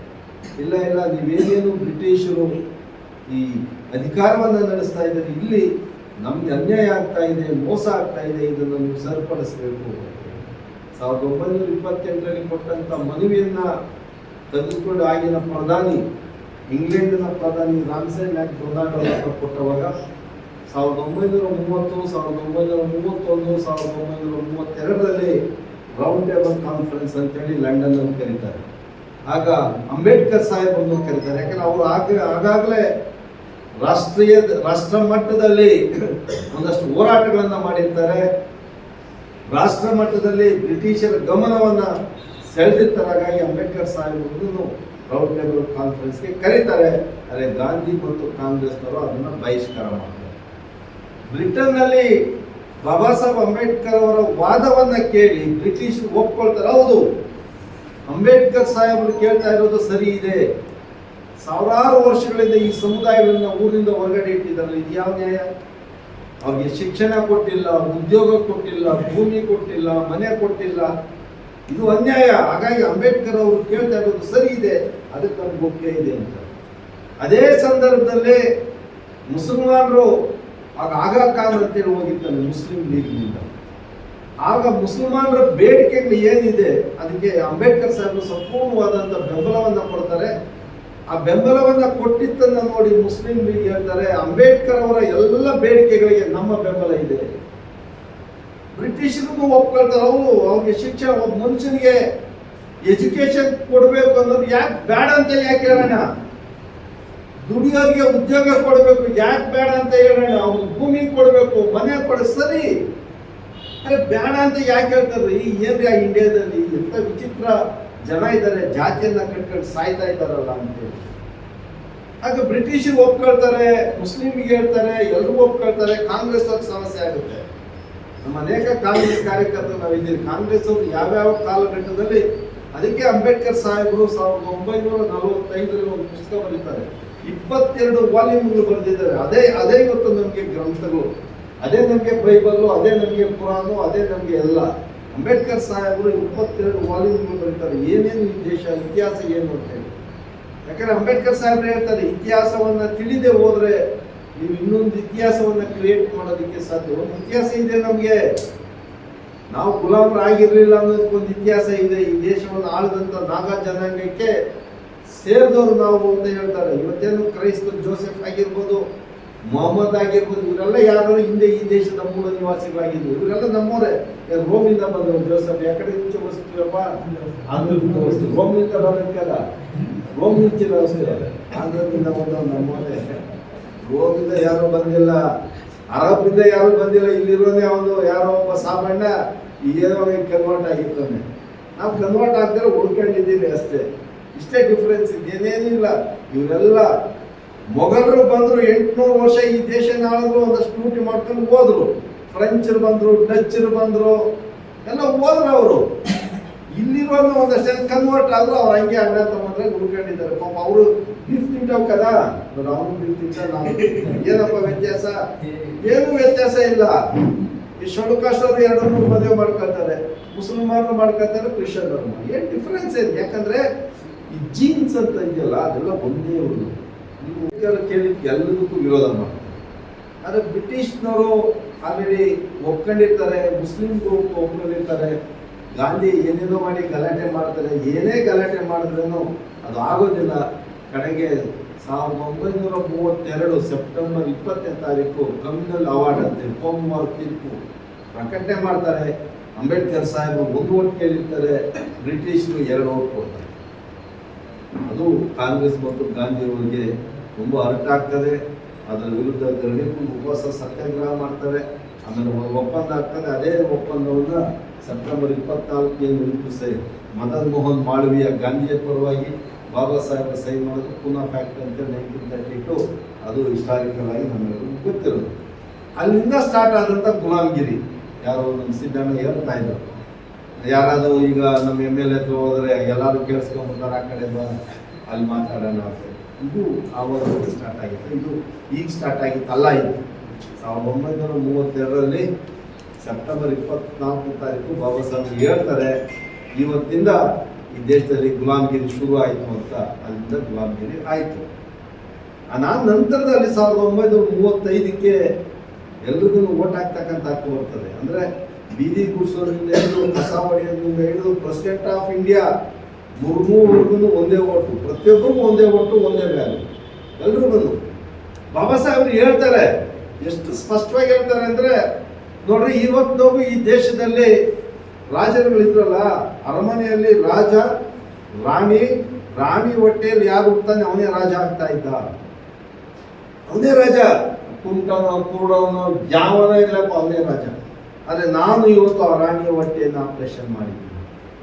ಇನ್ನು ಮುಂದೆ ರಾಜ ರಾಣಿಯ ಹೊಟ್ಟೆಯಲ್ಲಿ ಅರಮನೆಯಲ್ಲಿ ಹುಟ್ಟೋದಿಲ್ಲ. ಇನ್ನು ಮುಂದೆ ರಾಜ ಎಲ್ಲಪ್ಪ ಹುಡ್ತಾನೆ ಅಂದರೆ ಬ್ಯಾಲೆಟ್ ಬಾಕ್ಸ್ಗಳು ಹುಡ್ತಾನೆ. ಅರೆ ನಿಮ್ಮೆಲ್ರಿಗೂ ಹಕ್ಕು ಕೊಟ್ಟಿದ್ದೀನಿ. ನೀವೆಲ್ಲರೂ ಮನಸ್ಸು ಮಾಡಿದ್ರೆ ನಿಮ್ಮಲ್ಲೇ ಒಬ್ಬನ ಆಯ್ಕೆ ಮಾಡ್ಕೊಂಡು ನಿಮ್ಮ ಸಮಸ್ಯೆಗಳನ್ನು ನೀವು ಬಗೆಹರಿಸ್ಕೊಳ್ಬೋದು. ನಿಮಗೆ ಭೂಮಿ ಇಲ್ವಾ? ಅರೆ ಯಾವುದೋ ಒಂದು ಪೊಲೀಸ್ ಸ್ಟೇಷನ್ ಕೇಸ್ ಆಯ್ತಪ್ಪ ಗೋಪಾಲ್, ಅದು ನೀನೇ ಅಧಿಕಾರದಲ್ಲಿದ್ದರೆ, ನೀನೇ MLAನೋ, ನೀನೇ ಕೌನ್ಸಿಲರೋ, ನೀನೇ ಪಂಚಾಯತಿ ಮೆಂಬರ್ ಆಗಿದ್ರೆ ನೀವು ನಮ್ಮ ಸಮಸ್ಯೆ ನಾವೇ ಬಗೆಹರಿಸ್ಕೊಳ್ಳೋದು. ಇನ್ನೊಬ್ಬ ಅಧಿಕಾರಿ ನಮ್ಮಪ್ಪ ಈಗ MLA ಇದು ಫೋನ್ ಮಾಡಿ DSP ಅಲ್ಲಿ ಬಂದು ಬಾಕ್ಲಯ್ಯ ನಿಂತ್ಕೊಳ್ಳಯ್ಯ ಅಂದ್ರೆ ನಿಂತ್ಕೊಳ್ತಾರೆ. ತಹಶೀಲ್ದಾರ್ ಬಂದು ಅಲ್ಲಿ ನಿಂತ್ಕೊಳ್ಳಯ್ಯ, ಜನರ ಕಷ್ಟ ಇದೆ ಮಾಡಯ್ಯ ಅಂದ್ರೆ ಮಾಡ್ತಾರೆ. ನಾವು 50 ವರ್ಷ ಏನು ಮಾಡಿದ್ರಿ? ಅರ್ಜಿ ಇಟ್ಕೊಂಡು ಹೋದ್ರಪ್ಪ ಅವ್ರ ಮನೆ. ನಿನ್ನೆ ಮೈಸೂರಲ್ಲಿ ರಮೇಶ್ ಅವರಲ್ಲಿ ದೊಡ್ಡ ಚರ್ಚೆ ಆಯಿತು ಸಂಜೆ ಹೊರಗೆ. ಇಲ್ಲ ದಲಿತ ಸಂಘರ್ಷ ಸಮಿತಿನ ಕಟ್ಟಬೇಕು. ನಮ್ಮ ಹರಿಹರ ಆನಂದ ಸ್ವಾಮಿ ಅಂತಾರೆ ದಲಿತ ಸಂಘರ್ಷ ಸಮಿತಿಯ ಒಬ್ಬ ಪ್ರಮುಖರು ಮತ್ತು ಫೌಂಡರ್ ಮೆಂಬರ್. ಅವರು 74 ವರ್ಷ, ಈ ಜನವರಿ ಬಂದರೆ 75 ವರ್ಷ ಆಗ್ತದೆ. 50 ವರ್ಷ ಅವರು ಚಳುವಳಿಯಲ್ಲಿದ್ದಾರೆ. ಅವ್ರು ಇಲ್ಲ, ಈ ಚಳುವಳಿ ಇನ್ನಷ್ಟು ಬಲಿಷ್ಠವಾಗಿ ಕಟ್ಟಾಗ ಒಂದು ಪ್ರೆಸರ್ ಗ್ರೂಪ್ ಆಗೋಣ. ಏನು ಪ್ರೆಸರ್ ಗ್ರೂಪ್ ಆಗಿ ಏನು ಮಾಡ್ತೀಯಾ? ಸರ್ಕಾರದ ಮೇಲೆ ಪ್ರೆಸರ್ ಮಾಡೋದು. ಸರ್ಕಾರ ಯಾರು? ಅವರೇ ಸರ್ಕಾರ. ಕೃಷ್ಣಪ್ಪ ನಾಳೆ MLA ಆಗ್ತಾರಪ್ಪ, ಕೃಷ್ಣಪ್ಪನ ಓಟ್ ಹಾಕೋದು. ನಾಳೆ ಕೆಲಸ ಆಗಿಲ್ಲ ಕೃಷ್ಣಪ್ಪನ ವಿರುದ್ಧನೇ ಹೋರಾಟ. ಏನು ಲಾಜಿಕ್ ಏನು ಲಾಜಿಕ್ ಏನು? ಅಂಬೇಡ್ಕರ್ ಸಾಹೇಬ್ರವರು ಅವರೇ ನಿಮ್ಮಲ್ಲೇ ಒಬ್ಬನ್ನ ಎಲೆಕ್ಟ್ ಮಾಡ್ಕೊಳ್ರಿ. ಸರ್ ನಮ್ಗೆ ಯಾರು ಟಿಕೆಟ್ ಕೊಡ್ತಾನೆ? ನಮ್ಗೆ ಯಾರು ಓಟ್ ಅಂತೂ ನಿಮಗೆ ಕೊಟ್ಟಿದ್ದೀನಿ, ಯೋಚನೆ ಮಾಡಿ. ನೀವಂತೂ ಒಂದು ದಿವಸ ಹೋರಾಟ ಮಾಡಿಲ್ಲ. ಒಂದು ದಿವಸ ಅಲ್ಲ, ಒಂದು ನಿಮಿಷನೂ ಹೋರಾಟ ಮಾಡಿಲ್ಲ. ಓಟ್ ಬೇಕು ಅಂತ ನಾವು ಯಾರನ್ನೂ ಹೋರಾಟ ಮಾಡೋದು ಅಲ್ಲ. ಹಂಗೆ ಪುಕ್ಸೇಟೆ ಬಂದದ್ದು. ಈ ಪುಕ್ಸೇಟೆ ಬಂದಿರೋದು ಬೆಲೆ ಇರೋದಿಲ್ಲ. ಈ ಗ್ಯಾರಂಟಿಗಳಿಗೆ ಏನಾದ್ರು ಬೆಲೆ ಇದೆಯಾ? ಅದರಿಂದ ನಾನು ಮೊಬೈಲ್ 10 ರೂಪಾಯಿ ಕೊಟ್ಟು ತಗೊಂಡಿದ್ದೆ, ಅದು ಬೆಲೆ ಹುಷಾರಾಗಿ ಜೋಬಾಗಿ ಇಟ್ಬೇಕು. ಪುಕ್ಸೇಟೆ ಬಂದಿದ್ದಿದ್ರೆ ಯಾರು ಕೇರೆ ಮಾಡೋದು. ಹಾಗಾಗಿ ಇವತ್ತು ಓಟು ಅನ್ನೋದು ನಮ್ಮೆಲ್ಲರಿಗೂ ಕುಕ್ಸೇಟೆ ಬಂದಿರೋ ಅದಕ್ಕೆ ಅದು ವ್ಯಾಲ್ಯೂ ಗೊತ್ತಾಗ್ತದೆ. ಬಾಬಾ ಸಾಹೇಬ್ ಹೇಳ್ತಾರೆ ಓಟು ಅಂದರೆ ಏನು, ಅದು ನಿಮ್ಮ ನಿಮ್ಮ ತಾಯಿನ ಹೆಂಗೆ ಗೌರವದಿಂದ ನೋಡ್ಕೊಳ್ಬೇಕು. ನಿಮ್ಮ ಮಗಳನ್ನ, ನಿಮ್ಮ ತಂಗಿಯನ್ನ, ನಿಮ್ಮ ಹೆಂಡತಿಯನ್ನ ಎಷ್ಟು ಪ್ರೀತಿ ಮಾಡ್ತಾರೆ ಹಂಗೆ ಪ್ರೀತಿ ಮಾಡ್ರಿ. ನಿಮ್ಮ ವಿಮೋಚನೆಗೋಸ್ಕರ, ನಿಮ್ಮ ಬದಲಾವಣೆಗೋಸ್ಕರ, ನಿಮ್ಮ ಉದ್ಧಾರಕ್ಕೋಸ್ಕರ ಇದನ್ನ ಬಳಸ್ಕೊಳ್ರಿ ಅಂತ ಬಾಬಾ ಸಾಹೇಬ್ ಬಾಯ್ ಬರ್ಕೊಂಡು ಅವ್ರು ಕೇಳಿಲ್ಲ. ಅವ್ರು ಏನ್ ಮಾಡಿದ್ರು, ಹಿಂಗಿದ್ರೆ ಆಗಲ್ಲ, ಮತ್ತೆ ಅದೇ ಕಾಂಗ್ರೆಸ್ನವರು, ಅದೇ ಈ ಕತೆ ಅಂತೇಳಿ 1936 1936 ಇಂಡಿಪೆಂಡೆಂಟ್ ಲೇಬರ್ ಪಾರ್ಟಿ, ನಾವೆಲ್ಲ ಬಾಂಬೆ ಆ ಭಾಗದಾಗೆಲ್ಲ ಪ್ರೆಸಿಡೆನ್ಸಿಯಲ್ಲಿ ಕಾರ್ಮಿಕ ವರ್ಗ ಗಿರಣಿಗಳಿರ್ತವೆ ಹೆಚ್ಚು, ಅಲ್ಲಿ ಪಾರ್ಟಿನ ಕಟ್ತಾರೆ ಫಸ್ಟು. ಆ ಸಂಘನ ಬಿಟ್ಬಿಡ್ತಾರೆ. ಆದರೆ ನಾವು ಸಂಘ ನಂಗೆ ಇಟ್ಕೊಂಡಿದ್ದೀವಿ, ಗೊತ್ತಿಲ್ಲ ನನಗೆ ಯಾಕೆ ಇಟ್ಕೊಂಡು, ನಾಗೇಶ್ ಅಂತ ಹೇಳಿ, ಸಿದ್ದರಾಜ್ ಅಂತ ಹೇಳಿ. ನಮ್ಮ ತುಂಬ ಜನ ಇನ್ನೂ ಸಂಘ ಬೇಕು ಅಂತಾರೆ, ಯಾಕೆ ಗೊತ್ತಾಗ್ತಾ ಇದೆ. ಹೊಟ್ಟೆ ಪಾಡಿಗೆ ಇಟ್ಕೊಂಡಿದ್ದೀರೋ ನಮ್ದು. ರಮೇಶನ್ನೇ ಹೇಳಿದ್ರಪ್ಪ, ನನಗೂ ಆಸಕ್ತಿ ಇದೆ ರಾಜಕಾರಣ ಮಾಡೋದು. ಅವರು ಜಿಲ್ಲಾ ಪಂಚಾಯತಿಗೆ ಹೋಗಿದ್ರು, ಕಂಟೆಸ್ಟ್ ಮಾಡಿದ್ರು. ಅವ್ರಿಗೆ 2009 ನಾನು 2008 MLA ಹೋಗಿದ್ದೆ. ಹಾಗಾಗಿ ಸ್ನೇಹಿತರೆ, ಬಾಬಾ ಸಾಹೇಬರು ಈ ಸಂಘ ಸಾಕಪ್ಪ ಅಂತೇಳಿ ಒಂದು ಪಕ್ಷ ಕಟ್ತಾರೆ 1936. ಬರೀ ಬರೀ ಕಾರ್ಮಿಕರು ನಿಂತ್ಕೊಂಡ್ರೆ ಆಗಲ್ಲ, ಎಲ್ಲ ಶೆಡ್ಯೂಲ್ ಕಾಸ್ಟನ್ನು ಸೇರಿಸಿ ಒಂದು ಪಾರ್ಟಿ ಕಟ್ಟಬೇಕು ಅಂತೇಳಿ all India schedule caste federation ಅಂತೇಳಿ ಇನ್ನೊಂದು ಪಕ್ಷನ 1942 ಕಟ್ತಾರೆ. ಅವ್ರಿಗೆ ಏನು ಅನ್ಸುತ್ತೆ, ಶೆಡ್ಯೂಲ್ ಕಾಸ್ಟ್ ಅವ್ರು ರಾಜಕಾರಣ ಮಾಡೋಕ್ಕಾಗಲ್ಲ. ನಾಗೇಶ್ ಮಾತಾಡ್ತಾ ಅದೇ ಹೇಳ್ತಾರೆ, ಎಲ್ಲ ರೈತರು, ಎಲ್ಲ ಮುಸಲ್ಮಾನರು, ದಲಿತರು, ಮಹಿಳೆಯರು, ವಿದ್ಯಾರ್ಥಿಗಳು ಎಲ್ಲರೂ ಸೇರ್ಕೊಳ್ಬೇಕು, ಒಂದು ನವ ಕರ್ನಾಟಕ ನಿರ್ಮಾಣ ಮಾಡಬೇಕು. ಅಂಬೇಡ್ಕರ್ ಸಾಹೇಬ್ರಿಗೆ ಆವಾಗ ಅನಿಸ್ತದೆ, ಶೆಡ್ಯೂಲ್ ಕಾಸ್ಟ್ ಅವ್ರು ಅಂತಂದ್ರೆ ಇದೇನಾಗಲ್ಲ, ಇದು ಬೇರೆ ಏನಾದ್ರು ಮಾಡಬೇಕು ಅಂತೇಳಿ 1956 September 13 Republican party of India ಅಂತ ಹೇಳಿ ಅದು ಒಂದು ಬೈಲಾ ಎಲ್ಲ ರೆಡಿ ಮಾಡಿ ಎಲೆಕ್ಷನ್ ಕಮಿಷನ್ಗೆ ಸಬ್ಮಿಟ್ ಮಾಡ್ತಾರೆ 1956. ನಮ್ಮ ದುರಾದೃಷ್ಟನೋ, ಈ ದೇಶದ ದುರಾದೃಷ್ಟನೋ, ಬಾಬಾ ಸಾಹೇಬರು ನಿಸ್ಸಮರಾದು ನಮ್ಮಿಂದ ದೂರ ಆಗಿದ್ದಾರೆ. ಅಂಬೇಡ್ಕರ್ ಅವರ ಕನಸೇನಿತ್ತು ಅಂತಂದರೆ, ಕಡೇ ದಿನಗಳಲ್ಲಿ ಅವರ ಆಪ್ತ ಕಾರ್ಯದರ್ಶಿ, ನಿಮ್ಮ ಪುಸ್ತಕದಲ್ಲಿ ಸಿಗ್ತಾರೆ ಕನ್ನಡದಲ್ಲಿ, ಓದು ಕೊನೆಯ ದಿನಗಳು ಅಂತೇಳಿ. ಆ ಕೊನೆಯ ದಿನಗಳಲ್ಲಿ ನಾನಕ್ಚಂದ್ರತ್ತು ಬಾಬಾ ಸಾಹೇಬ್ನ, ನಿಮ್ಮ ಈ ಸಮುದಾಯಗಳಿಗೆ, ಈ ದೇಶದ ಶೋಷಿತರಿಗೆ ನಿಮ್ಮ ಸಂದೇಶ ಏನು, ದಯಮಾಡಿ ಹೇಳ್ರಿ ಅಂದರೆ ಅವರು ಅಳ್ತಾ ಇರ್ತಾರಂತೆ. ಬಾಬಾ ಸಾಹೇಬ್ ಹೇಳ್ತಾರತ್ತು, ನಾನು ಏನಂತ ಹೇಳಲಿ, ಇವತ್ತು ನನ್ನ ಶತ್ರುಗಳೊಟ್ಟಿಗೆ ಹೋಗಿ ನನ್ನ ಜನ ಸೇರ್ಕೊಂಡಿದ್ದಾರೆ, ನನ್ನ ಶಕ್ತಿ ಇವತ್ತು ಅರ್ಥ ಆಗ್ತಾ ಇಲ್ಲ. ಆದರೆ ಒಂದಂತೂ ಸತ್ಯ, ಹೋಗಿ ಅವ್ರಿಗೆ ಹೇಳೋ, ಅವ್ರ ಮನೆಯ ಗೋಡೆಗಳ ಮೇಲೆ ಬರೆದಿಟ್ಕೊಂಡು, ಇವತ್ತಲ್ಲ ನಾಳೆ ನನ್ನ ಜನಕ್ಕೆ ಜಾಗೃತಿ ಆಗ್ತಾರೆ, ಅವ್ರಿಗೆ ಎಚ್ಚರಿಕೆ ಬರ್ತದೆ, ಅವ್ರು ಅರಿವು ಉಂಟಾಗ್ತಾರೆ, ಅವ್ರು ಎಚ್ಚೆತ್ಕೊಂಡು ಈ ದೇಶದ ರೂಲರ್ಸ್ ಆಗ್ತಾರೆ, ಅವ್ರು ಈ ದೇಶದ ಆಳುವ ವರ್ಗ ಆಗ್ತಾರೆ. ಅವ್ರ ಮನೆ ಗೋಡೆಗಳ ಮೇಲೆ ಬರೆದಿಟ್ಕೊಂಡು ಹೋಗಿ ಹೇಳು ಅಂತೇಳಿ ನನ್ನ ಆಪ್ತ ಕಾರ್ಯದರ್ಶಿ ನಾನಕ್ಚಂದ್ರತ್ತಿಗೆ. ಅಲ್ಲಿ ಬಾಬಾ ಸಾಹೇಬ್ಗೆ ಎಂಥ ನೋವಿತ್ತು ಅಂತಂದರೆ, ಒಂದ್ಸಾರಿ ಲಂಡನ್ಗೆ ಬಾಬಾ ಸಾಹೇಬ್ ಹೋಗ್ಬೇಕಾದ್ರೆ ಮನೆಯಲ್ಲೆಲ್ಲ ಸಾಮಾನುಗಳನ್ನೆಲ್ಲ ಪ್ಯಾಕ್ ಮಾಡ್ಕೊಂಡು, ಬಟ್ಟೆ ಬರೆ ಎಲ್ಲ ಮಾಡ್ಕೊಂಡ್ಬೇಕು. ಅವ್ರು ಹೆಂಡತಿ ತಾಯಿ ರಮಾಬಾಯಿ ಅವರು ಅರ್ಧೋಗಿರೋ ಸೀರೆಯನ್ನು ಹೊಲ್ಕೊಳ್ತಾ ಇರ್ತಾರಂತೆ, ಅರ್ಧೋಗಿರೋ ಸೀರೆಯನ್ನು. ಬಾಬಾ ಸಾಹೇಬರು ಅದನ್ನು ನೋಡಿ ಸೀದಾ ಲಂಡನ್ಗೆ ಹೋಗಿ ಒಂದು ಪತ್ರನ ಬರೀತಾರೆ, ನನ್ನ ಪ್ರೀತಿಯ ರಮಿ, ನೀನು ಒಬ್ಬ ಬ್ಯಾರಿಸ್ಟರ್ನ ಹೆಂಡತಿ. ಬಾಬಾ ಸಾಹೇಬ್ ಓದಿದ್ದು ಎಷ್ಟು, 23 degree, 5 PhD, 69 ಸಬ್ಜೆಕ್ಟ್ಗಳಲ್ಲಿ expert Baba Saheb. ನಾವು 1 ಡಿಗ್ರಿ ಪಡ್ಕೊಂಡು ನಮ್ಮ ಹಿಡಿಯೋಕೆ ಆಗ್ತಾ ಇಲ್ಲ. SLC ಪಾಸ್ ಆದ್ರೆ ಏನು ನನ್ನ ಸ್ವಾಮಿ, SLC ಪಾಸ್ ಆಗ್ಬಿಟ್ಟು ನೀನು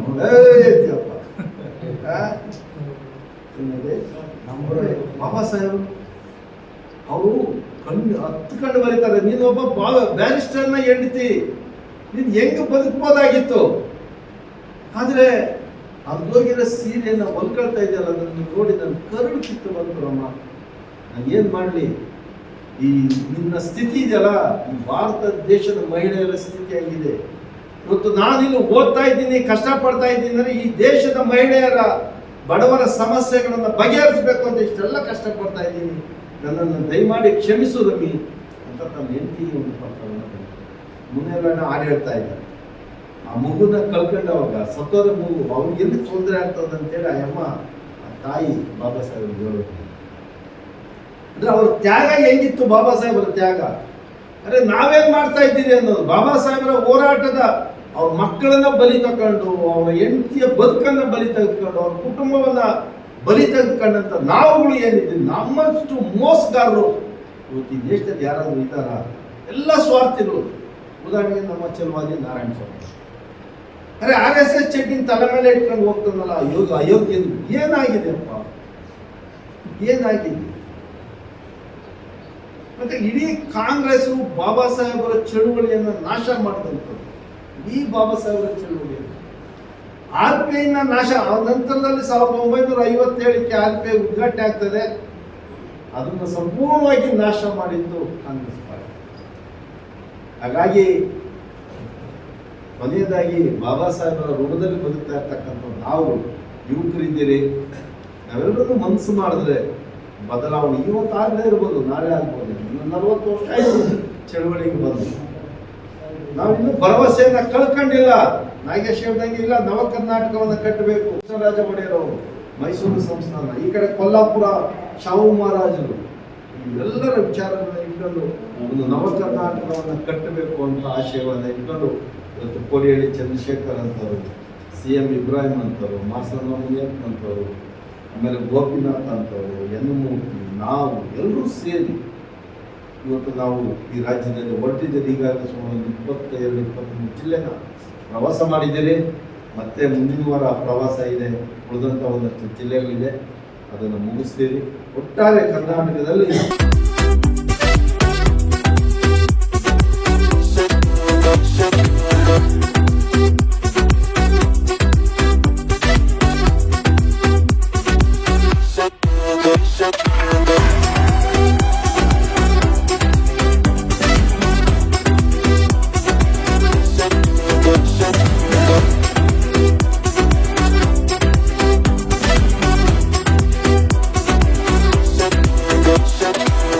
ಸ್ನೇಹಿತರೆ, ಇವತ್ತು ಈ ರಿಪಬ್ಲಿಕನ್ ಪಾರ್ಟಿ ಆಫ್ ಇಂಡಿಯಾ ಮತ್ತು ಕರ್ನಾಟಕ ದಲಿತ ಸಂಘರ್ಷ ಸಮಿತಿ ಭೀಮವಾದದ ತಾಲೂಕು ಪುನರ್ರಚನೆಯನ್ನು ಮಾಡಿದ್ದೀರಿ. ಹಿಂದೆ ದಲಿತ ಸಂಘರ್ಷ ಸಮಿತಿ ಭೀಮವಾದವನ್ನು ಈ ಜಿಲ್ಲೆಯಲ್ಲಿ ಆರಂಭ ಮಾಡಿದವಾಗ ನಮ್ಮ GA ನಾಗಪ್ಪ ಅವರು ಮೊದಲನೇ ಪ್ರಥಮ ಜಿಲ್ಲಾ ಸಂಚಾಲಕರು ಮತ್ತು ರಾಜ್ಯ ಮಟ್ಟದವರೆಗೂ ಅವರು ಕೆಲಸ ಮಾಡಿದ್ದಾರೆ. ರಾಜ್ಯ ಸಂಘಟನಾ ಸಂಚಾಲಕರಾಗಿ, ವಿಭಾಗೀಯ ಸಂಚಾಲಕರಾಗಿ ಕೆಲಸ ಮಾಡಿದ್ದಾರೆ. ಅವರು ಕಳೆದ ಕೆಲವು ತಿಂಗಳಿಂದ ಅಕಾಲಿಕವಾದಂಥ ಮರಣ ಹೊಂದಿದ ನಂತರ ಇವತ್ತು ಅವ್ರ ಮಗ ಪ್ರವೀಣ್ ನಾಗಪ್ಪ ಅವರು ಆಸಕ್ತಿ ವಹಿಸಿಲ್ಲ, ನಾವು ನಮ್ಮ ತಂದೆಯ ಚಳುವಳಿಯನ್ನು, ಆ ಕಮಿಟ್ಮೆಂಟನ್ನು ನಾನು ಮುಂದುವರ್ಸ್ಕೊಂಡು ಹೋಗ್ತೀನಿ ಅಂತೇಳಿ ಸ್ಪಿರಿಟಾಗಿ ಅವ್ರು ಬಂದಿದ್ದಾರೆ. ಹಾಗಾಗಿ ಅವ್ರನ್ನ ನಾವು ನೂತನ ತಾಲೂಕು ಸಂಚಾಲಕರನ್ನಾಗಿ ಇವತ್ತು ಆಯ್ಕೆ ಮಾಡಿದ್ದೀರಿ. ಅವರೊಟ್ಟಿಗೆ ಒಂದು 10 ಜನಗಳ ಹೊಸ ಪದಾಧಿಕಾರಿಗಳನ್ನು ಇವತ್ತು ಆಯ್ಕೆ ಮಾಡಿ ಇವತ್ತು ಅವರು ಸಂಪೂರ್ಣವಾಗಿ ಈ ರಾಜ್ಯದಲ್ಲಿ ಏನು ಡಾಕ್ಟರ್ ಬಾಬಾ ಸಾಹೇಬ್ ಅಂಬೇಡ್ಕರ್ ಅವರು ಕಂಡ ಕನಸಿದೆ ಅದನ್ನು ನನಸು ಮಾಡೋದಕ್ಕೆ, ವಿಶೇಷವಾಗಿ ಆನೇಕಲ್ಲು ಮೀಸಲು ಕ್ಷೇತ್ರದಲ್ಲಿ ಹೆಚ್ಚು ಪ್ರಬಲವಾಗಿ ಗಟ್ಟಿಯಾಗಿ ಕೆಲಸ ಮಾಡೋದಕ್ಕೆ ನಾವು ಸಂಪೂರ್ಣವಾದಂಥ ರಾಜ್ಯ ಸಮಿತಿ ಮತ್ತು ಜಿಲ್ಲಾ ಸಮಿತಿಯಿಂದ ಅವರಿಗೆ ಸಹಕಾರ ಬೆಂಬಲವನ್ನು ನೀಡ್ತೀರಿ. ಈ ಹಿನ್ನೆಲೆಯಲ್ಲಿ ಇವತ್ತಿನ ಯಶಸ್ವಿಯಾಗಿ ಪುನರ್ರಚನೆ ಕಾರ್ಯಕ್ರಮ ಇವತ್ತು ನಡೆದಿದೆ. ರಾಜ್ಯದಲ್ಲಿ ಇದು 30 ವರ್ಷಗಳ ಇದು ಚಳವಳಿ. ಇದು ಈ ಒಳ ಮೀಸಲಾತಿ ಜಾರಿಗೆ ಬರಬೇಕು, ಯಾವ್ಯಾವ ಸಮುದಾಯಗಳು ಹಿಂದುಳಿದಿದ್ದಾವೆ ಆ ಸಮುದಾಯಗಳಿಗೆ ಸಾಮಾಜಿಕ, ಆರ್ಥಿಕ, ರಾಜಕೀಯವಾಗಿ ಅದನ್ನು ಗುರುತಿಸಿ ಕೊಡಬೇಕು ಅಂತೇಳಿ ಕಳೆದ ಆಗಸ್ಟ್ 24ರಲ್ಲಿ ಸುಪ್ರೀಂ ಕೋರ್ಟ್ ಒಂದು ಆದೇಶ ಮಾಡಿ ದತ್ತಾಂಶವನ್ನು ಕಲೆಕ್ಟ್ ಮಾಡಿ ಅದರ ಮುಖಾಂತರ ನೀವು ಮೀಸಲಾತಿಯನ್ನು ಕಲ್ಪಿಸಬೇಕು ಅಂತ ಹೇಳಿದೆ. ಹಾಗಾಗಿ ಇವತ್ತು ತೆಲಂಗಾಣ, ಆಂಧ್ರ ಅವೆರಡು ಮುಂದೆ ಇದ್ದಾವೆ ಮತ್ತು ಬೇರೆ ಬೇರೆ ರಾಜ್ಯಗಳು ಮಾಡ್ತಾ ಇದ್ದಾವೆ.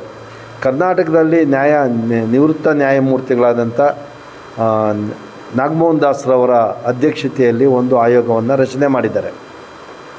ಆದರೆ ಈ 5ನೇ ತಾರೀಕಿಂದ ಏನು ಜನಗಣತಿ, ಜಾತಿಯ ಆಧಾರಿತ ಜನಗಣತಿ ಆಗ್ತಾಯಿದೆ, 5ನೇ ತಾರೀಕಿಂದ ಇಲ್ಲಿವರೆಗೂ ಇವತ್ತು 11ನೇ ತಾರೀಕಿದ್ದೀರಿ, 6 ದಿವಸಗಳಲ್ಲಿ ನೆಟ್ವರ್ಕ್ ಇಲ್ಲ ಅಂತ ಹೇಳಿ ಜನಗಣತಿ ಮಾಡೋದಕ್ಕೆ ಆಗ್ತಾಯಿಲ್ಲ. ಅವರು 15 ದಿವಸ ಟೈಮ್ ಕೊಟ್ಟಿದ್ದಾರೆ. 15 ದಿವಸದಲ್ಲಿ ಈಗ 6 ದಿವಸ ಕಳೆದೋಗಿದೆ. 1 ದಿವಸಕ್ಕೆ 1 ಮನೆ ಅಥವಾ 2 ದಿವಸಕ್ಕೆ 1 ಮನೆ ಆಗ್ತಾಯಿದೆ. ಇದಕ್ಕೆ ಸಂಬಂಧಪಟ್ಟಂಗೆ ಈಗಾಗಲೇ ಸಮಾಜ ಕಲ್ಯಾಣ ಇಲಾಖೆ ಆಯುಕ್ತರಿಗೆ ಇದರ ಮಾಹಿತಿಯನ್ನು ನೀಡಿದ್ದೀರಿ, ಆಯೋಗಕ್ಕೆ ಮಾಹಿತಿಯನ್ನು ಕೊಟ್ಟಿದ್ದೀರಿ. ಆದ್ರೂ ಇದು ಸರ್ವೆ ಕೆಲಸ ಸರಿಯಾಗಿ ಆಗ್ತಾಯಿಲ್ಲ ಮತ್ತು ಸಾಕಷ್ಟು ಗೊಂದಲಗಳಿದೆ ಇದರಲ್ಲಿ. ಉದಾಹರಣೆಗೆ ಈಗ ಮೊದಲು ಏನಾಯಿತು, ಈ ಯಾವುದೋ ಒಂದು ಜಾತಿ ಇದ್ದರೆ ಅವ್ರದ್ದು ಜಾತಿ ಪ್ರಮಾಣ ಪತ್ರ ಪಡ್ಕೊಳ್ಬೇಕು ಅಂತೇಳಿ, ಅದು ಸರಿ ಇತ್ತು. ಈಗ 2 ದಿವಸದ ಹಿಂದೆ ನ್ಯಾಯಮೂರ್ತಿಗಳಾದಂಥ ನಾಗಮೋಹನ್ ದಾಸರು ಯಾವ ಕಾರಣಕ್ಕೆ ಹೇಳಿದ್ರು ಏನೋ ಗೊತ್ತಿಲ್ಲ, ಕ್ಯಾಸ್ಟ್ ಸರ್ಟಿಫಿಕೇಟ್ ಇಲ್ಲದೇ ಇದ್ರೂ ನೀವು ಜನಗಣತಿ ಮಾಡಬೇಕು ಅಂತ. ಇದರಿಂದ ಸುಳ್ಳು ಜಾತಿ ಪ್ರಮಾಣ ಪತ್ರವನ್ನು ಪಡೆಯೋದು ಜಾಸ್ತಿ ಆಗ್ತದೆ. ಮತ್ತು ಇವರು ಏನು SCಗಳಿಗೆ ಸಾಮಾಜಿಕ ನ್ಯಾಯವನ್ನು ಕೊಡಬೇಕು ಅಂತ ಅದಕ್ಕೆ ವಿರುದ್ಧವಾದಂಥ ದಿಕ್ಕಾಗ್ತದೆ. ಒಂದನೇದು. ಎರಡನೇದು, ಇವ್ರ ಕಾಲಮಲ್ಲಿ ಧರ್ಮವನ್ನು ಸೇರಿಸ್ಬೇಕಾಯ್ತು. ಎಲ್ಲ ಸೆನ್ಸಸ್ಗಳಲ್ಲಿ ಕ್ಯಾಸ್ಟನ್ನು ಸೇರಿಸಿದ್ದಾರೆ. ಈಗ ಉದಾಹರಣೆಗೆ SCಯಿಂದ ತುಂಬ ಜನ ಬೇರೆ ಬೇರೆ ಧರ್ಮಗಳಿಗೆ ಕನ್ವರ್ಟ್ ಆಗಿದ್ದಾರೆ. ಈಗ ಅವರೆಲ್ಲರೂ ಮತ್ತೆ ಈಗ ನಾವು SCಯಲ್ಲೇ ಬರೆಸ್ತಾರೆ. ಹಾಗಾಗಿ ಇದೊಂದು ಗೊಂದಲ ಇದೆ, ಇದನ್ನು ಸರಿಪಡಿಸ್ಬೇಕಾಗಿತ್ತು. ಈ ಆಯೋಗ ಅದನ್ನು ಸರಿಪಡಿಸಿಲ್ಲ. ಹಾಗಾಗಿ ಮತ್ತೆ ಸರ್ವರ್ನ ಅದು ಇಂಪ್ರೂವ್ ಮಾಡಬೇಕಾಗಿತ್ತು, ಅದನ್ನು ಇವರು ಮಾಡಿಲ್ಲ. ಸರಿಯಾದಂಥ ಒಬ್ಬೊಬ್ಬ ಟೀಚರ್ಗೆ ಕೇವಲ ಒಂದು ದಿವಸ 3 ಗಂಟೆಗಳ ಟ್ರೈನಿಂಗ್ ಕೊಟ್ಟಿದ್ದಾರೆ. ಅವ್ರಿಗೆ ಏನೇನು ಗೊತ್ತಾಗ್ತಾಯಿಲ್ಲ. ಒಂದು ದಿವಸಕ್ಕೆ 1 ಅಥವಾ 2 ಮಾತ್ರ ಕೆಲಸ ಮಾಡ್ತಾಯಿದ್ದಾರೆ, ಆಗ್ತಾಯಿಲ್ಲ. ಅವ್ರಿಗೆ ಸರಿಯಾದಂಥ ಸವಲತ್ತುಗಳನ್ನು ಕೊಟ್ಟಿಲ್ಲ. ನೀವು ಗಣತಿ ಮಾಡಿ ಅಂತ ಕೊಟ್ಟುಬಿಟ್ರೆ ಅವ್ರು ಏನು ಮಾಡಬೇಕು? ಅವರು ನಮ್ಮೂರಲ್ಲಿ ನಮ್ಮ ಟೀಚರ್ ಸರ್ ನಾವು ಏನು ಮಾಡಬೇಕು ಹೇಳಿ ಸರ್, ನೀರಿಲ್ಲ, ಒಂದು ಟೀ ಇಲ್ಲ, ಅಸಿಸ್ಟೆಂಟ್ ಇಲ್ಲ, ಯಾರೂ ಇಲ್ಲ. ಅವರಿಗೆ ಒಂಥರ ಅನಾಥರಾಗಿ ಇವತ್ತು ಕೆಲಸ ಮಾಡ್ತಾರೆ. ಇದೆಲ್ಲ ಸರ್ಕಾರ ಇದನ್ನೆಲ್ಲ ಗಮನಿಸಬೇಕಾಗಿತ್ತು, ವ್ಯವಸ್ಥಿತವಾಗಿ ಮಾಡಬೇಕಾಗಿತ್ತು. ಅದು ಆಗ್ತಾಯಿಲ್ಲ. ನಾನು ಇವತ್ತು ಒತ್ತಾಯ ಮಾಡ್ತಾಯಿದ್ದೀನಿ ರಾಜ್ಯ ಸರ್ಕಾರ ಮತ್ತು ಆಯೋಗಕ್ಕೆ, ಏನು ನಿಮ್ಮ ಲ್ಯಾಬ್ಸ್ಗಳಿದೆ, ಒಂದು ಸರ್ವರ್ನ ಸರಿ ಮಾಡಬೇಕು. ಎರಡನೇದು, ನೀವು ಕ್ಯಾಸ್ಟ್ ಸರ್ಟಿಫಿಕೇಟ್ನ ಕಲೆಕ್ಟ್ ಮಾಡಬೇಕು. ಕ್ಯಾಸ್ಟ್ ಸರ್ಟಿಫಿಕೇಟ್ ಆಧಾರದ ಮೇಲೆ ನೀವು ಜಾತಿ ಜನಗಣತಿ ಎಂಟ್ರಿ ಮಾಡಬೇಕು. ಮೂರನೇದಾಗಿ ಧರ್ಮದ ಕಾಲಮನ್ನು ನೀವು ಇಂಟ್ರೊಡ್ಯೂಸ್ ಮಾಡಬೇಕು. ಇಲ್ಲದೆ ಹೋದರೆ 30/4/2025 ಆಂಧ್ರ ಹೈಕೋರ್ಟ್ ಒಂದು ಆದೇಶ ಮಾಡಿದೆ, ಧರ್ಮದ ಕಾಲಮು ಕಡ್ಡಾಯವಾಗಿ ಅದನ್ನು ಹಾಕ್ರಿ ಅಂತೇಳಿ. ನೀವು ನಾಗಮೋಹನ್ ದಾಸ್ ಅವ್ರ ವರದಿ ಬಂದ ಮೇಲೆ ಯಾರಾದರೂ ಕೋರ್ಟ್ಗೆ ಹೋದರೆ ಮತ್ತೆ ಸ್ಟಾಪ್ ಆಗ್ತದೆ. ಈ ಎಲ್ಲ ಗೊಂದಲಗಳಿದೆ. ಈ ಎಲ್ಲ ಗೊಂದಲಗಳನ್ನು ರಾಜ್ಯ ಸರ್ಕಾರ ಮತ್ತು ಆಯೋಗ ಸರಿಪಡಿಸಬೇಕು ಅಂತೇಳಿ ಈ ಸಂದರ್ಭದಲ್ಲಿ ನಾನು ಒತ್ತಾಯ ಮಾಡ್ತೀನಿ. ಮತ್ತು ಸ್ಪೆಸಿಫಿಕ್ಕಾಗಿ ಐಡೆಂಟಿಫೈ ಮಾಡಬೇಕು ಜಾತಿಗಳನ್ನು. ನೀವು ಯಾರ್ಯಾರೋ ಹೇಳಿದ್ರು ಏನೋ ಕೊಟ್ಟರು ಬರ್ಕೊಂಡು ಹೋಗೋದು ಅಂತ ಅಲ್ಲ ಇದು. ಯಾಕಂದರೆ ಮುಂದಿನ ಭವಿಷ್ಯ ಈ ಜನಗಣತಿ ಮೇಲೆ ನಿಂತಿರ್ತದೆ.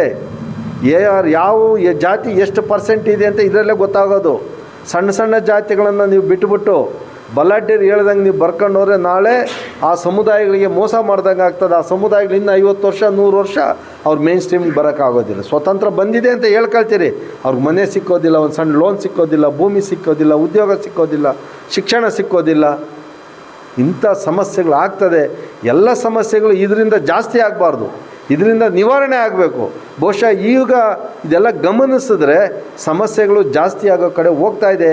ಅದಕ್ಕೆ ಸನ್ಮಾನ್ಯ ನಾಗಮೋಹನ್ ದಾಸ್ರವರು ಮತ್ತು ರಾಜ್ಯ ಸರ್ಕಾರ ಮತ್ತು ಸಮಾಜಕ್ಕೆ, ವಿಶೇಷವಾಗಿ ಸಮಾಜ ಕಲ್ಯಾಣ ಇಲಾಖೆ ಇದು ಗಂಭೀರವಾಗಿ ಪರಿಗಣಿಸಬೇಕು ಅಂತೇಳಿ ಇವತ್ತು ನಾನು ಒತ್ತಾಯ ಮಾಡ್ತಾಯಿದ್ದೆ. ಈ ಬೊಮ್ಮಸಂದ್ರ ಭಾಗದಲ್ಲಿ ಆನೇಕಲ್ ತಾಲೂಕಿನ ಸಮಿತಿ ರಚನೆಗೆ ರಿಪಬ್ಲಿಕನ್ ಪಾರ್ಟಿ ಆಫ್ ಇಂಡಿಯಾ ಮತ್ತು ದಲಿತ ಸಂಘರ್ಷ ಸಮಿತಿ ಭೀಮವಾದ ಜಿಲ್ಲಾ ಸಮಿತಿಯಿಂದ ಸಭೆ ಕರೆದಿದ್ವಿ. ಈ ಸಭೆಯಲ್ಲಿ ನಮ್ಮ ರಾಜ್ಯಾಧ್ಯಕ್ಷರು ಹೇಳ್ದಂಗೆ ಪ್ರವೀಣ್ ಅವ್ರನ್ನ ನಾವು ಜಿಲ್ಲಾ ಸಂಚಾಲಕರಾಗಿ ನೇಮಿಸಿದ್ದೀವಿ. ಸುಮಾರು ಒಂದು 10 ಜನನ ರಾಜ್ಯ ತಾಲೂಕು ಸಂಘಟನಾ ಸಂಚಾಲಕರಾಗಿ ನಾವು ನೇಮಿಸಿದ್ದೀವಿ. ಈ ಆಯ್ಕೆಗೊಂಡಿರೋಂಥ ಪದಾಧಿಕಾರಿಗಳ ಜೊತೆಲೇ ನಾವು ಜಿಲ್ಲಾ ಸಮಿತಿ ವತಿಯಿಂದ ಮತ್ತು ರಾಜ್ಯ ಸಮಿತಿ ನಾವು ಜೊತೆಲಿ ಇರ್ತದೆ. ಬಲಿಷ್ಠವಾಗಿ ಈ ಆನೇಕಲ್ ತಾಲೂಕಿನಲ್ಲಿ ಒಂದು ಸಂಘಟನೆನ ಬಲಿಷ್ಠವಾಗಿ ಕಟ್ಟಲಿ ಮತ್ತು ಅದೇ ರೀತಿ ಮುಂದೆ ಬರುವಂಥ ಚುನಾವಣೆಗಳಲ್ಲಿ ರಿಪಬ್ಲಿಕನ್ ಪಾರ್ಟಿ ಆಫ್ ಇಂಡಿಯಾನ ಪ್ರತಿನಿಧಿಸಲಿ. ಮತ್ತು ನಮ್ಮ ಪಾರ್ಟಿ ವತಿಯಿಂದ ಕರ್ನಾಟಕ ನವನಿರ್ಮಾಣ ಆಂದೋಲನ ಅಂತ ಏನು ನಾವು ಹಮ್ಮಿಕೊಂಡು ಇಡೀ ರಾಜ್ಯಾದ್ಯಂತ ನಮ್ಮ ರಾಜ್ಯ ನಾಯಕರು ಓಡಾಟ ಮಾಡ್ತಾಯಿದ್ದಾರೆ. ಅದರ ಅಡಿಯಲ್ಲೂ ಸಹ ಮುಂದೆ ಬರುವಂಥ ಚುನಾವಣೆಯಲ್ಲಿ ನಮ್ಮ ಪದಾಧಿಕಾರಿಗಳೇ ಒಬ್ಬರಾಗಿ ನಿಂತು ಮುಂದೆ ಬರುವಂಥ ಚುನಾವಣೆಯಲ್ಲಿ ಗೆದ್ದು ನಮ್ಮ ಯಾವ ಸಮುದಾಯಗಳಿಗೆ ಒಳ್ಳೆಯ ಕೆಲಸಗಳನ್ನು ಮಾಡಲಿ ಅಂತ ಹೇಳ್ತೀವಿ. 12 ಮಾತು ಮುಗಿಸ್ತಾರೆ. Karnataka republican party of India Anekal taluk ಸಂಚಾಲಕರಾಗಿ ಆಯ್ಕೆ ಮಾಡಿದ್ದಾರೆ. ದಲಿತ ಚಳುವಳಿಗಳು ಅಂದರೆ ವಿರೋಧ ಪಕ್ಷಗಳಾಗಿ ಕೆಲಸ ಮಾಡ್ತಾಯಿದ್ವು. ಈಗ ಎಲ್ಲ ಒಳಗಡೆ ಸೇರಿಕೊಂಡು ಅವರವರಾಗೆ ಏನೇನೋ ಮಾಡ್ಕೊಳ್ತಾ ಇದ್ದಾರೆ. ಮುಂದಿನ ದಿನಗಳಲ್ಲಿ ರಿಪಬ್ಲಿಕನ್ ಪಾರ್ಟಿ ಆಫ್ ಇಂಡಿಯಾ ಹಾಗೂ ದಲಿತ ಸಂಘರ್ಷ ಸಮಿತಿ ಭೀಮವಾದ ಜೊತೆಗೂಡಿಕೊಂಡು ಒಳ್ಳೆ ಬಲಿಷ್ಠವಾದ ಸಂಘಟನೆ ಕಟ್ಕೊಂಡು ತಾಲೂಕಲ್ಲಿ ರಚನೆ ಮಾಡ್ಕೊಂಡು ಹೋಗ್ತೀವಿ ಅಣ್ಣವ್ರ ಅಧ್ಯಕ್ಷತೆಯಲ್ಲಿ.